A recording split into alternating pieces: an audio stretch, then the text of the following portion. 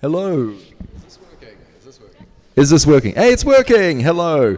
Welcome to St. James Cathedral. I'm Robbie Ellis. Thanks for coming to this pre-concert talk for the Rush Hour concert series put on by Classical Music Chicago. I have three of the five performers on stage with me. Dan Katz is a cellist from the Chicago Symphony Orchestra, YouMing Chen, a violist, also from the Chicago Symphony Orchestra, and Susan Warner, who's played the series many, many times, a clarinetist with the Lyric Opera Orchestra and a summer festival that we'll talk about in a sec. So we've got two clarinet quintets today. But there's not, Susan, there's not the time to play the entirety of these two particular quintets, right? That's right.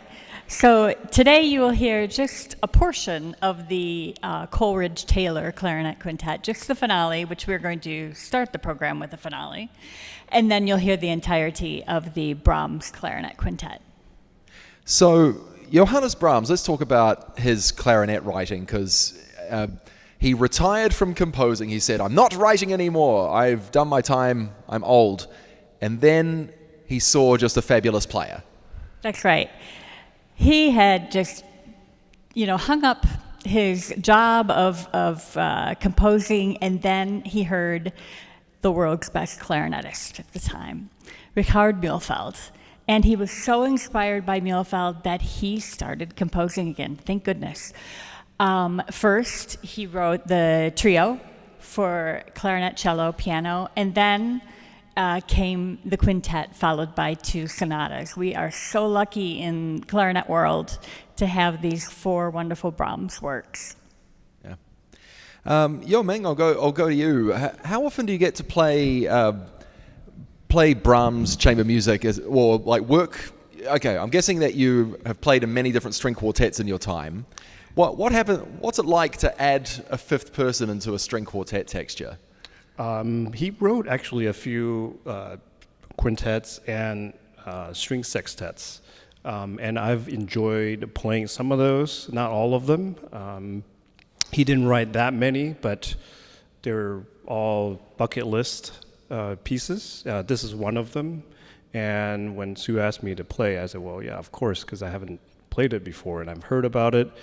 Heard people play it, but never played it. It is different in just a string quartet setup where the clarinet is a different timbre than the strings.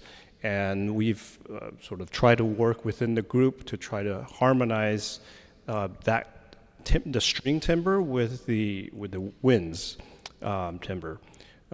Not easy, but very interesting. And you'll hear it in the quintet. And in the second movement in particular, the strings are muted. So that adds another layer of difficulty because we need to try to speak clearly in a space like this, which is very beautiful, but also at the same time, it's hard to get some clarity, even up close, trying to hear each other. Just hearing one another finally for maybe, I don't know, we started sound checking maybe early on, and now we've gotten used to the space. Yeah. Before we hear the Brahms, there's a movement of Samuel Coleridge-Taylor. Dan, I'll go to you. Have you had the chance to play much of Samuel Coleridge-Taylor's music, like orchestral or chamber or anything? I'll hand you this one.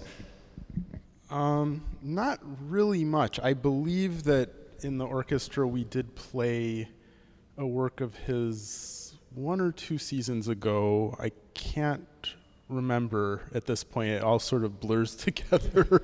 But I think with Riccardo Muti conducting, actually, we did do Lyric. Yeah, Lyric suite. Lyrics. Yeah, maybe. I'm going to default to Yo-Ming because I don't really remember. But no, in terms of chamber music, this is the first piece actually that I've had the opportunity to do, and yeah, it's been interesting. I don't know a lot about the piece, but I looked into it a little, and it seems like he wrote it when he was very young, like 20 or something like that.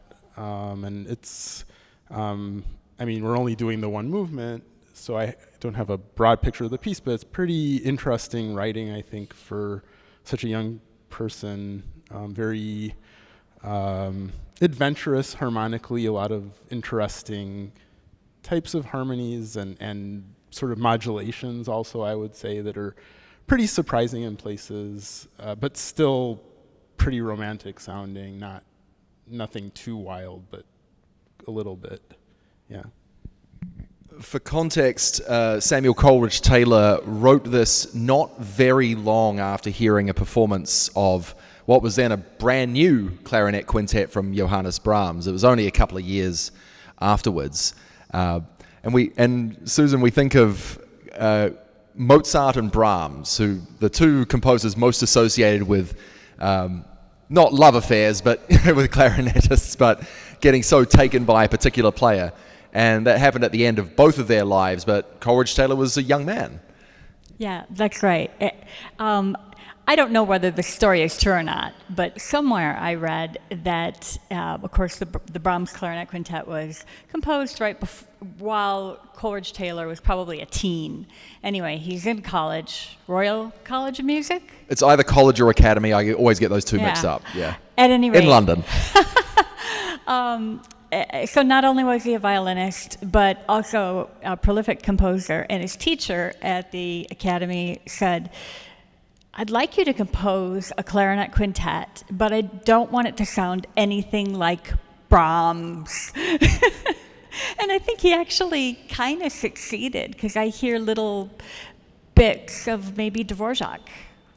There was a big influence on him, especially Samuel Coleridge-Taylor was half African, and Dvorak had come to America, referenced a lot of black spirituals in his music, told the American musical establishment the future of America's music is with black music, the black tradition, and a lot of the establishment wasn't so keen to hear that, but Dvorak, being a bit more future forward than a lot of the establishment at that time. Let's talk about the summer festival that you're going to, and this is one that you've gone to for many years. That's right. Since 2010, I've been spending my month of August in Idaho at the Sun Valley Music Festival, where we have a giant orchestra, actually, made up of musicians from many of the major orchestras around the country, and we do blockbuster pieces this year.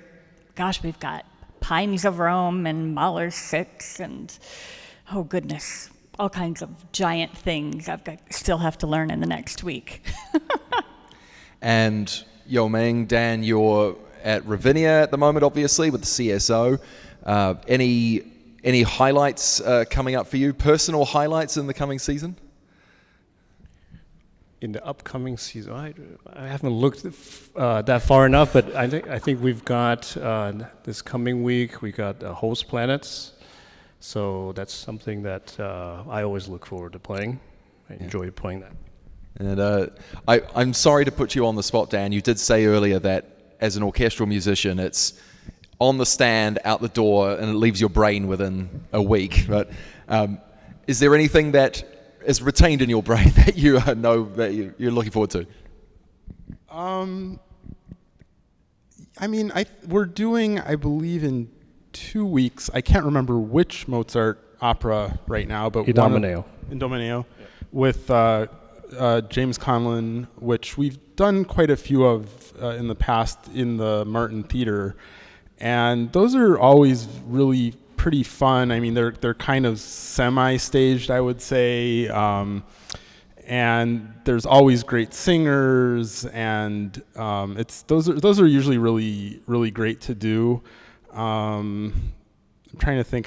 There's another Mozart program that week also. I think maybe 40th Symphony is on there, which is a great piece. I can't remember what else is on that program. Violin Concerto number 5, and another, was that Jupiter? Symphony, maybe? I don't know. Another symphony, 2 symphonies and a concerto. And we just actually this past week had a really busy week with Mahler 9 and Daphnis and Chloe and Don Juan, and so it was a busy week, and it's been a lot of good repertoire so far this summer. So yeah, I think that's it. I think the last week we're doing a couple movies, so sometimes that's fun. So yeah, Princess Bride and Up. up. Yeah, yeah. Well, just before we finish up here, I'll let you know about a couple of upcoming concerts from Classical Music Chicago. Tomorrow's Dame Myra Hess Memorial Concert, which is at the 17th Church of Christ Scientist, a little bit south of here, features cellist Ezra Escobar and pianist Ryan Sanger. They've got Rachmaninoff's Cello Concerto on the program and a piece by Nicanor Abelardo as well. And then the Rush Hour concert right here next Tuesday, piano quartets, by Gabrielle Fauré and Louise Hérite Viardot. Some more great chamber music coming next week. Please join me in thanking Dan Katz, YouMing Chen, and Susan Warner. Concert starts at 5:45.